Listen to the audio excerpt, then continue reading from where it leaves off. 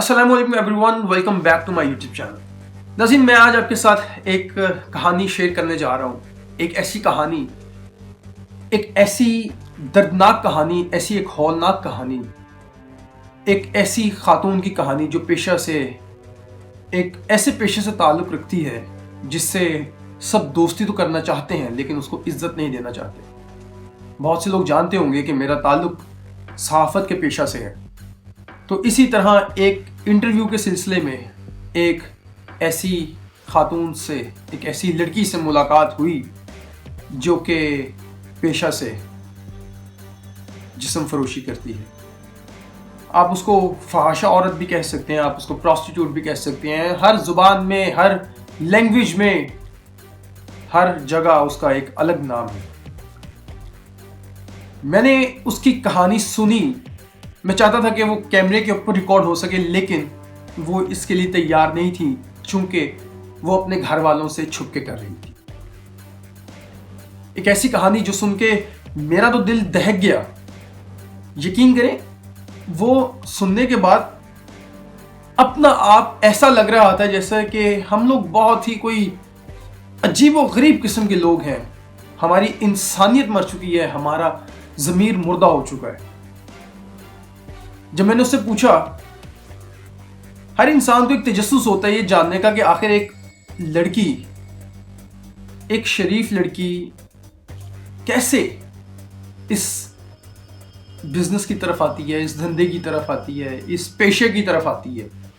तो मुझे जान के बड़ी हैरानगी हुई। मैंने सुना था कि लॉकडाउन, बहुत सी जो कोरोना का लॉकडाउन आया है उसने बहुत सी इज्जतदार घर की लड़कियों की इज्जतें उजाड़ दी, उनको मजबूर कर दिया कि वो अपना जिस्म बेच के अपनी ज़रूरियात, अपने घर वालों की ज़रूरियात पूरी करें। ये मैंने सिर्फ सुना था और मैं कहता था कि यार ऐसा कैसे हो सकता है, हुकूमत भी ताउन कर रही है, सब कुछ कर रही है।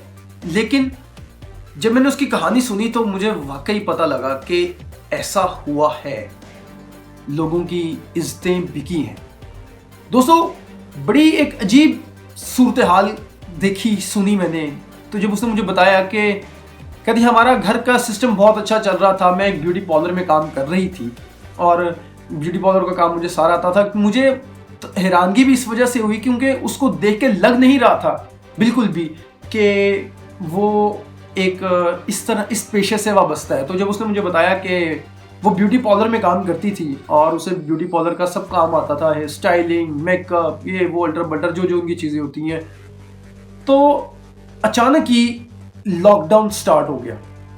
स्टार्ट के अंदर जो सेविंग्स थी, सारे मामलात थे, वो चला रही थी, अपने घर का निज़ाम चला रही थी क्योंकि उसके घर में उसके बूढ़े माँ बाप, वो और उसका छोटा भाई है। उसका ताल्लुक साहिवाल के किसी इलाके से है और लाहौर में वो काम कर रही थी। ये सारा जब लॉकडाउन का आगाज़ हुआ तो शुरू में तो जो उसके पास बचत मौजूद थी वो उसी से अपने घर का निज़ाम चला रही थी और कोशिश कर रही थी कि कोई मिल जाए काम इस तरीके से जिससे वो अपने घर का रोज़ी रोटी चला सके।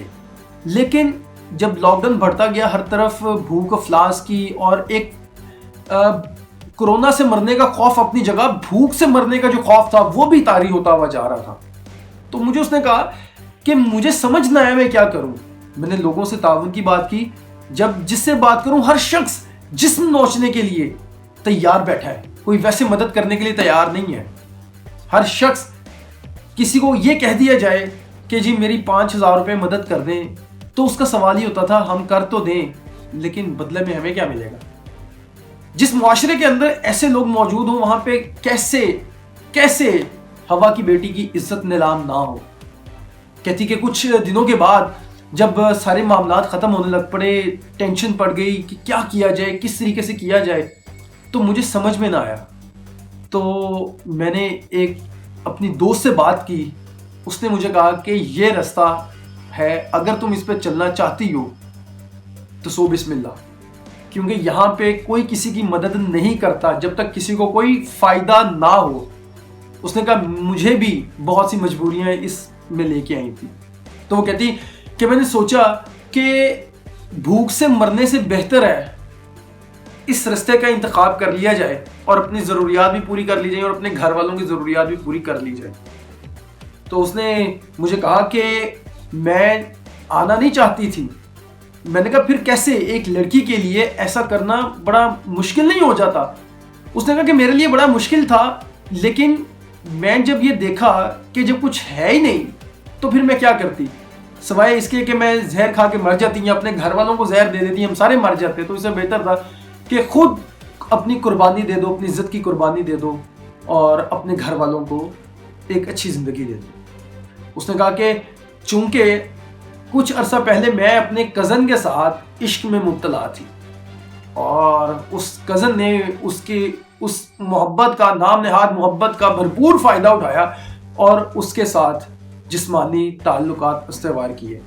اس نے کہا کہ جب اس کے ساتھ میرے معاملات ختم ہوئے، وہ مجھے دھوکہ دے کے چلا گیا، اس نے شادی کر لی، جو بھی وہ کر چلا گیا، تو میرے پاس کوئی آپشن نہیں تھی یہ چیز کہ میرا مردوں کے اوپر اعتبار اٹھ گیا ہر طرح سے. تو پھر میں نے کہا چلو، جب میری عزت تو پہلے ہی نیلام کر چکا ہوا تھا جسے میں محبت کرتی تھی وہ شخص، تو کیوں نہ پھر میں اب اس طرف آ جاؤں، تو میرے لیے کوئی دقت نہیں ہوگی، کوئی مسئلہ نہیں ہوگا. کیونکہ جس چیز سے میں گھبراتی تھی یا عام شریف لڑکیاں گھبراتی ہیں، میں تو پہلے ہی اس رستے پہ چل پڑی تھی.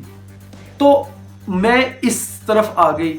اور اس نے کہا آج بھی مجھے مردوں پہ اعتبار نہیں ہے، مجھے کسی بھی شخص پہ اعتبار نہیں جو ہمدردی کرنا چاہتا ہے، کیونکہ اس کی ہمدردی کے پیچھے کوئی نہ کوئی لالچ چھپا ہوا ہے. وہ بے شک خواتین ہے یا وہ مرد ہے، اس کا انسانیت کے اوپر سے اعتبار اٹھ چکا ہے. اس کا جو وہ سمجھتے ہیں کہ ایک دوسرے کی خیر خواہی کا اس کا اتر چکا ہے. اس نے کہا بہت سے لوگ ملتے ہیں، شادی کرنا چاہتے ہیں، یہ کرنا چاہتے ہیں، لیکن وہ کسی کے ساتھ بھی شادی نہیں کرنا چاہتی، کیونکہ اسے پتا ہے کہ سب ایک ہی چاٹ کے، ایک ہی پیالی کے چٹے بٹے ہیں.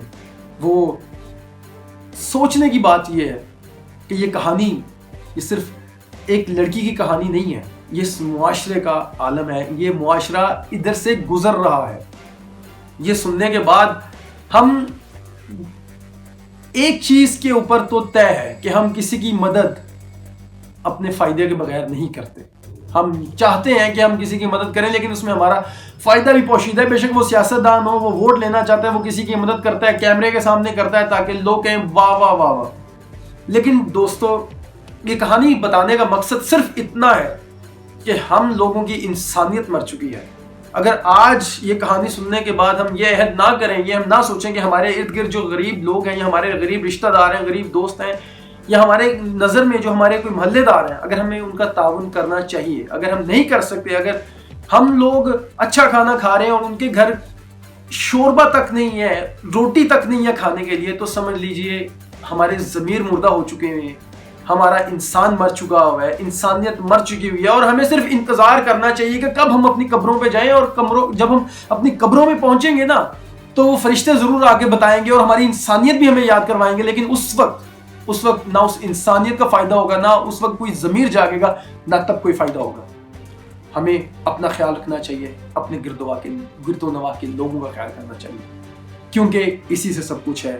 اللہ تعالی ہم سب کو سیدھے راستے کی طرف لائے اور ایک دوسرے کی مدد کرنے کی توفیق عطا فرمائے. آمین. جزاک اللہ.